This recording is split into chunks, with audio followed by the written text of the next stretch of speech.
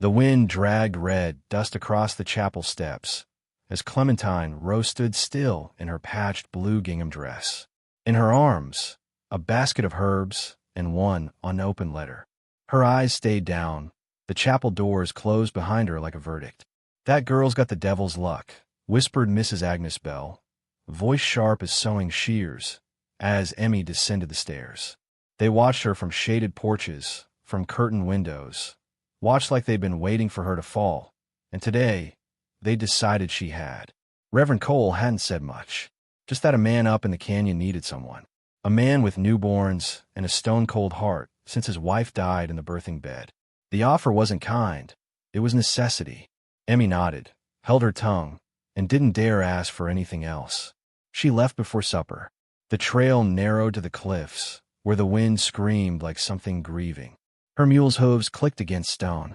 She passed pine skeletons scorched by old fire, a buck's skull tied to a branch, and once, a child's boot left upside down in the dust. Her dress snagged on juniper, tore at the hem, but she kept going because the truth was simple. There was nowhere else. By dusk, she reached the house. It wasn't a house, really, it was a fortress, built right into the rock face, its stone walls the color of dried blood, with windows like eyes that never blinked. Boaz McAllister stood at the doorway, taller than any man she'd seen. A mountain of a man, shirt half-buttoned, beard thick and unkempt, one hand holding a shotgun, the other on the doorframe. "You're here only to look after my newborns," he growled, voice gravel-thick and iron-flat. "Not to fix anything else." Emmy nodded, didn't meet his eyes, just followed him in with the basket hugged close to her chest. The house smelled of pine tar, wet cloth, and something wild, grief maybe. 2 babies, barely days old, lay swaddled by the hearth, twitching in their sleep. Tiny fists, fluttering eyelids, breath like moth wings. Boaz said nothing more. He gestured at a cot in the corner. That would be hers. In the days that followed, silence ruled. Boaz moved like he was built from stone, heavy, slow, unbending. He said little and helped less. Emmy swept floors with a cracked broom, hung diapers by the creek, sang lullabies in empty rooms while he chopped wood like each log was a sin. When one of the twins cried, he'd leave the room.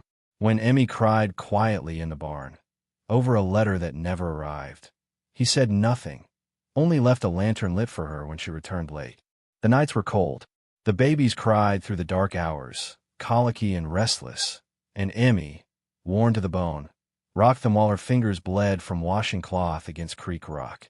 One night, as the wind rose like a preacher's wail, she heard it, soft at first, almost mistaken for the wind, but then clearer, a grown man sobbing. Choked, quiet, half hidden by the thick timber walls. Emmy stood frozen. She didn't knock, didn't call his name. Instead, she warmed a cloth on the stove, folded it into a neat square, and placed it beside his door. By morning, it was folded neatly back. The world moved like that for weeks. Hard, quiet, slow. In town, things were louder. Mrs. Bell said Emmy was playing wife to the widower, said she was no better than her mother, who'd spread her kindness too freely during the flood years. Sheriff Danton Crow spat tobacco into the dirt and muttered that a woman with a past don't belong near babies. Reverend Cole looked away when Emmy passed by. Back at the canyon house, the only judgment came from the stones, and they, at least, stayed silent. Until the storm. It cracked across the sky one evening like Judgment Day. Emmy rushed to pull in the wash, rain slapping her skin, hair drenched in seconds. She slipped on the slope, knees thudding into the mud, hands scraped raw, but she gathered every last blanket, every last onesie. She returned to the house, soaked, shivering, and there he was, Boaz, rocking Ruth by the fire. "She don't stop crying unless she smells you," he muttered, not meeting her eyes. She said nothing, but her breath caught. He was trying, in his way. The next day, a cradle appeared by the hearth, rough-hewn, unfinished. Emmy ran her hand over the wood, breath hitching. Boaz saw her, looked away quickly. That night, the babies came down with fever. Ruth first, skin hot as embers, cries hoarse and unsteady. Then Delilah. Emmy didn't sleep. She boiled cloth, crushed willow bark, kept vigil through the endless hours, holding them close and whispering prayers she barely remembered. Boaz paced like a trapped animal. He tried to help, once, lifting a water bucket with shaking hands. But when Ruth convulsed, he froze, face drained, stuck in some old memory of losing a woman to childbirth. "You need to go," he whispered. "I'm not leaving them," Emmy said, eyes like flint. 40 hours passed. Emmy didn't eat, didn't sleep. Finally, as dawn burned soft gold into the canyon, Ruth's fever broke. Delilah's cries softened.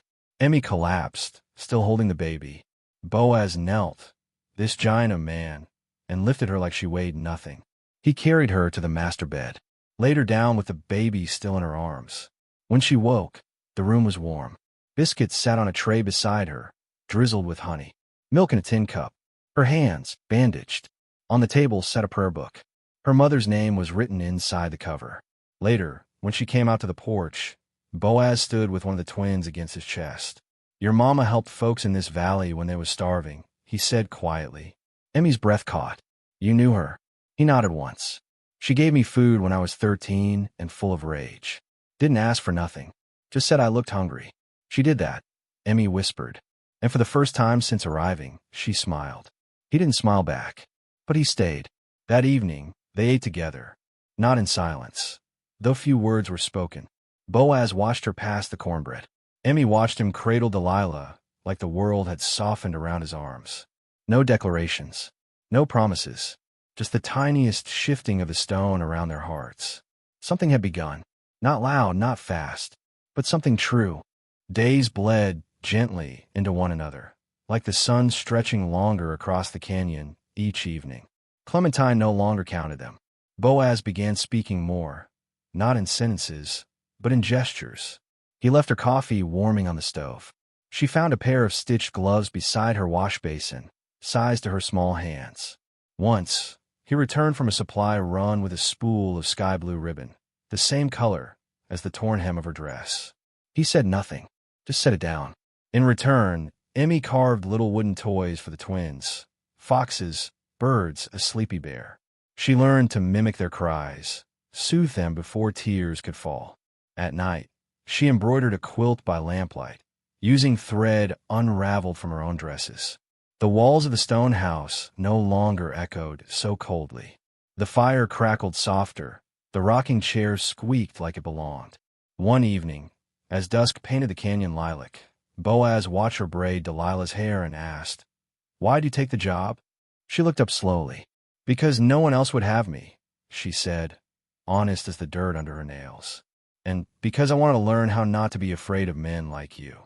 He flinched, not from insult, but memory. Regret stirred behind his eyes like smoke that had nowhere to rise. That same night, he began carving something out of ash wood in the barn. She found out later it was a second cradle. The first had been too small for two girls growing so fast. The next week brought wind, and with it town.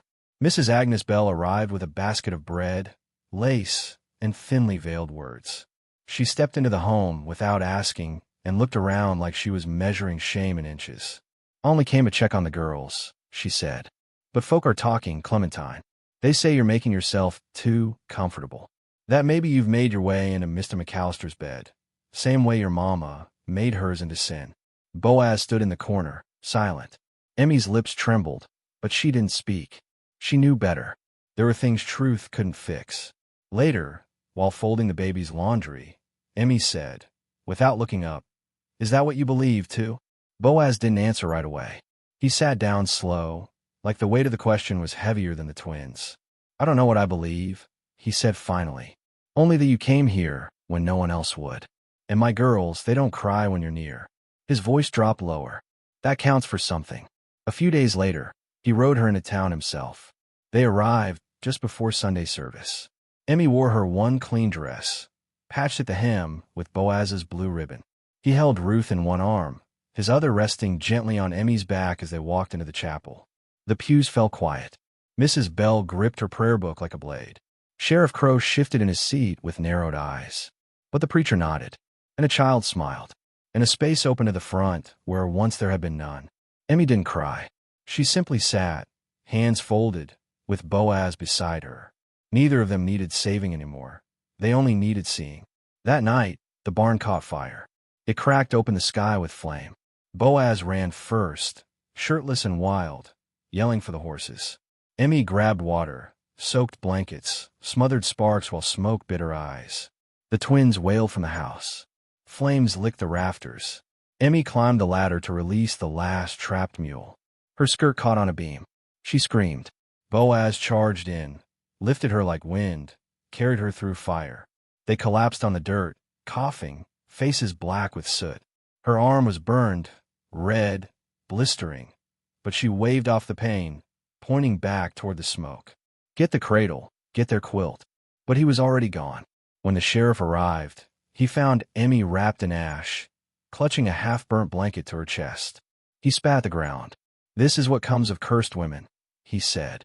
Should have run her out like the last one. Boaz stepped forward and struck him clean across the face. The crack echoed. You speak one more lie about her, he growled, voice low and lethal, and I'll bury you in my canyon. The sheriff didn't speak again, just wiped his mouth and turned away.